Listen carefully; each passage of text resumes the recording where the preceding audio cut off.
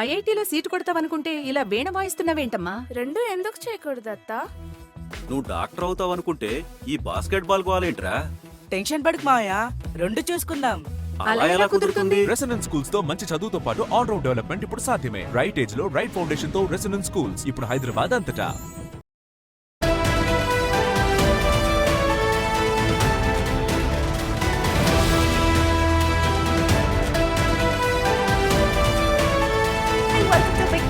Exclusive live. మీరు Flipkart, అమెజాన్లో orders ఇస్తున్నారా? మల్టిపుల్ ఆర్డర్స్ ఇస్తున్నారా?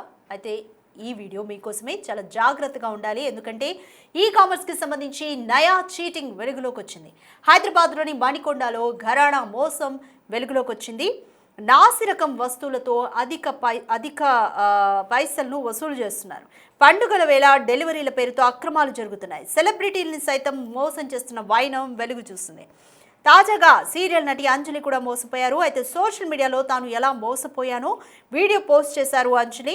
అయితే తాను ఆర్డర్ చేయకుండా మీకు ఆర్డర్ వచ్చింది అంటూ కూడా పదే డెలివరీ బాయ్స్ ఫోన్ కాల్స్ చేస్తూ ఉంటారు. మీకు ఆర్డర్ పెట్టారంటూ పదే ఫోన్స్ చేసి నేరగాళ్ళు వేధిస్తున్నారు. సో మీరు ఆల్రెడీ మల్టిపుల్ ఆర్డర్స్ జనరల్గా అందరూ పెట్టుకుంటూ ఉంటారు కాబట్టి సరే తీరా ఇంటికి వచ్చిన తర్వాత ఆ ఆర్డర్ ఏదో గుర్తుండక రిసీవ్ చేసుకునే ప్రయత్నం చేస్తున్నారు కొంతమంది.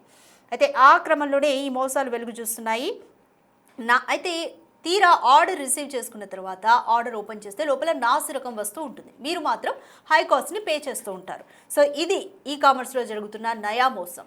సో ఇది లైట్ తీసుకునే మోసం అయితే అసలు కాదు. మీరు మీ ఆర్డర్లను గుర్తుపెట్టుకొని సో కాన్ఫిడెంట్గా ఈ ఆర్డర్ నేను ఇవ్వలేదు అని చెప్తే మీరు సేఫ్. కాకుండా మల్టిపుల్ ఆర్డర్స్లో ఏ ఆర్డర్ ఇచ్చానో గుర్తు లేకుండా మీరు రిసీవ్ చేసుకుంటే మాత్రం మీరు మోసానికి దగ్గరలో ఉన్నట్టే. ఎందుకంటే నాసిరకం వస్తువుల్ని డెలివరీ చేస్తూ భారీగా డబ్బులు వసూలు చేస్తూ మోసాలకు పాల్పడుతున్నారు. అప్రమత్తంగా ఉండాలంటూ సూచిస్తున్నారు బాధితులు. అలాగే మెట్రో నగరాల కేంద్రంగా ఈ ఆన్లైన్ మాఫియా రెచ్చిపోతుంది. ఒక్క హైదరాబాద్లోనే 50,000 మంది మోసపోయారు అంటే అర్థం చేసుకోవచ్చు సిచ్యువేషన్ ఏ విధంగా ఉందో. రైట్. సీరియల్ నటి అంజలి కూడా ఈ స్కామ్లో మోసపోయారు. సో ఒకసారి అంజలి ఎలా మోసపోయారో ఆమె ఒక వీడియోలో ఎక్స్ప్లెయిన్ చేస్తున్నారు. ఆ వీడియో చూద్దాం.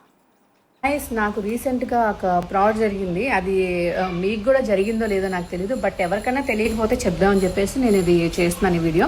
మొన్న కొరియర్ వచ్చింది నాకు ఇంటికి. ఎంత అంటే 1,999 అనమాట. 1 రూపీ తక్కువ 2,000.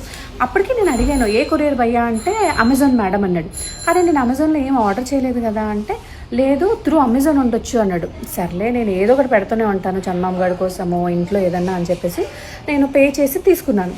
తీసుకున్న తర్వాత ఒకసారి చూద్దాం, మనకు ఎగ్జైట్మెంట్ ఉంటుంది కదా ఏమొచ్చిందో ఏం ఆర్డర్ పెట్టే ఏది వచ్చిందో అని చెప్పి రాగానే ఇది వచ్చింది.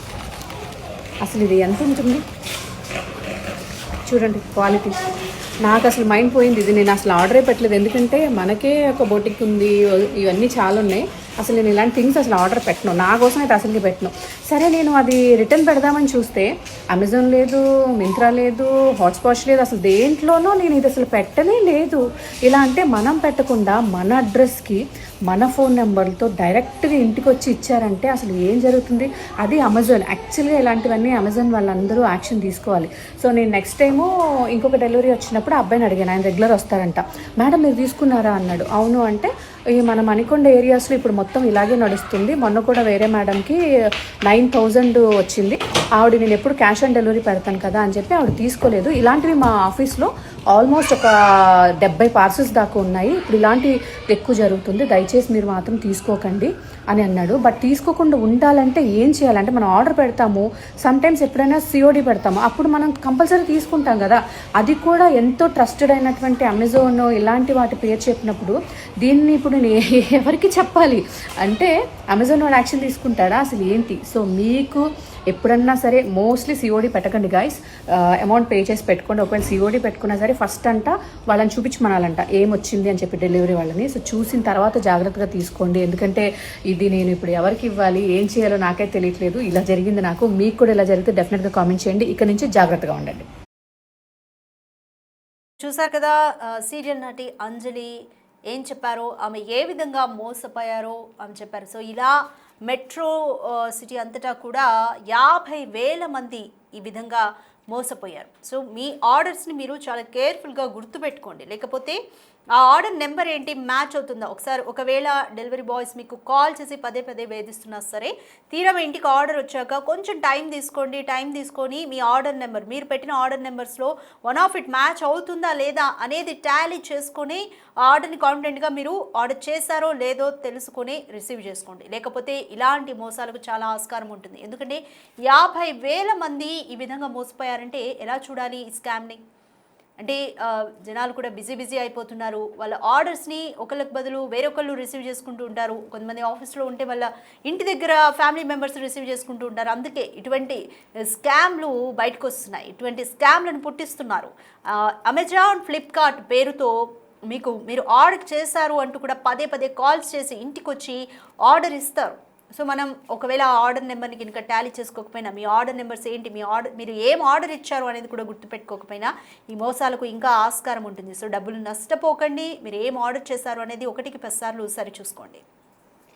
నాకు రీసెంట్గా ఒక ఫ్రాడ్ జరిగింది. అది మీకు కూడా జరిగిందో లేదో నాకు తెలియదు, బట్ ఎవరికైనా తెలియకపోతే చెప్దామని చెప్పేసి నేను ఇది చేస్తున్నాను ఈ వీడియో. మొన్న కొరియర్ వచ్చింది నాకు ఇంటికి. ఎంత అంటే 1,999 అనమాట. 1 రూపీ తక్కువ 2,000.